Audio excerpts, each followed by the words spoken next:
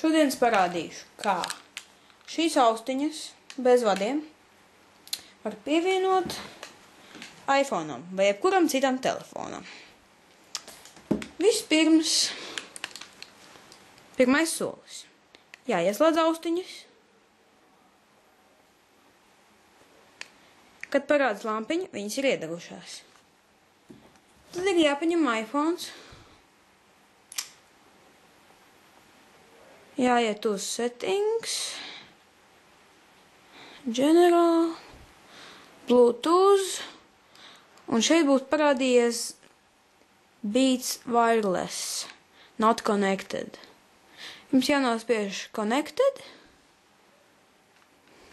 un, kad parādās, tad jūs esat gatavi. Jūs varat klausīties šīs austiņas, nepins pa kājām, jo viņai nav vadi. Ar šīm divām pogām var pārslēgt dziesmas, ar šīm skaļumu. Un šeit parāda, cik... Un šeit vienkārši deg lampiņa. Un šeit, kad jūs lādējat, parādās, vai viņa ir uzlādēta vai nē. Zaļā nozīmē, ka viņa ir uzlādējusies. Sarkanā viņa vēl lādējas. Paldies!